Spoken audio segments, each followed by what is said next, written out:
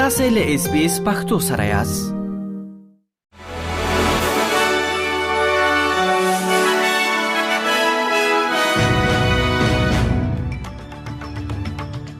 سلامونه ستړي مشئ. نن پنځشنبه د 2024 کال د جون د میاشتې 11 نیټه ده چې د خبرګول د میاشتې ل 21 نیټې سره برابرېږي او تاسو له اس بي اس پختو څخه د نن ورځ د لاند خبرونه اورئ.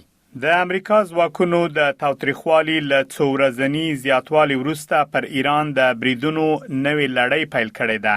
په خبرګون کې ایران په بحرین، کویت، اردن کې یو شمیر بریدونه کړي او اعلان یې کړی چې د هرمز تنګی د ټولو کښتیو پر مخ تړلای دی. ایران خبرداري ورکړی چې هر هغه بیړۍ چې د دې تنګی لاره د تیریدو هڅه وکړي هدف به وګرځول شي.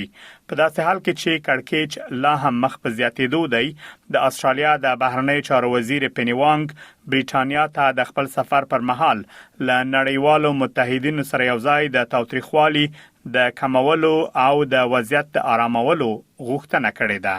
په ختیځ کانګو کې د ایبولا ناروغي په اړه د پوهاوی پیغامونو خپرولو لپاره له ټکسي چلوونکو او موټر سایکل چلوونکو څخه کار اخیستل کیږي.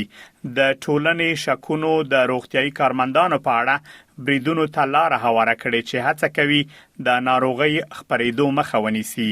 د روغتیا نړیوال سازمان د خطر د اړیکو او ټولنې د ښکیلتیا افسر ژاک مالیر وایي چې ټکسي چلوونکي د دې پیغام د خپرولو لپاره ښه وسیله ده چې طبي کارکونکي یوازې د ایبولا د خپرېدو د مخنیوي هڅه کوي. تر اوسه د دغه ناروغي لکتر لګه 598 پیښې تایید شوي او لدی ډلې څخه 115 کسانو خپل ژوند له لاسه ورکړی دی. د ملګرو ملتونو د کډوالو ادارې یا UNHCR د پنځشنبه په ورځ په یو راپور کې ویلي چې په 2015 کال کې د جګړو او زورونو لامل د بېځایه شویو کسانو شمیر د 13 کلونو په ترڅ کې د لومړي ځل لپاره راکم شوی دی. خو راپور زیاتوي چې لا هم د هغو کډوالو شمیر چې له اوږدې مودې راځي بېځایه شوي د منلو وړ نه دی. د UNHCR د معلوماتو لمخې تیر کال 5.4 میلیونه کسان د خپل کورونو پرېښودلو ته اړ شوي و چې له دې سره په ټوله نړۍ کې د کډوالو او یا د کډوالو په څیر شرایطو کې د ژوند کوونکو کسانو شمیر 1.8 میلیونو ته رسیدلی دی.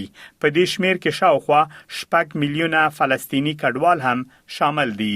په همدې حال کې شاوخوا 14.1 میلیونه کډوال او په خپل هیوادونو کې بېځایه شوي کسان خپل کورونو ته بیرته ستانه شوي دي چې دا د تیر کال په پرتله 50% زیاتوالی ښیي.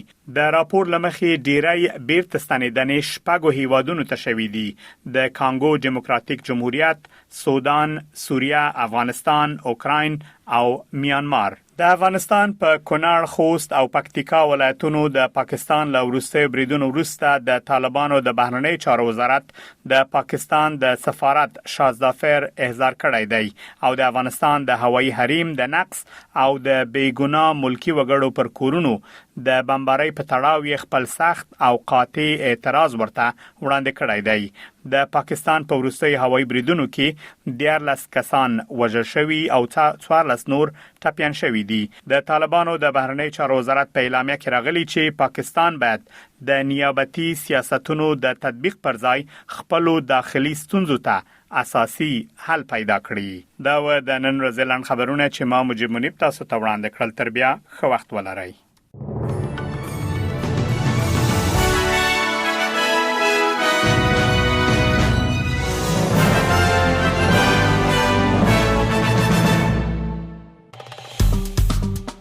SBS پښتو په فیسبوک کې تعقیب کړئ، مطالب یې خوښ کړئ، نظر ورکړئ او له نورو سره شریک کړئ.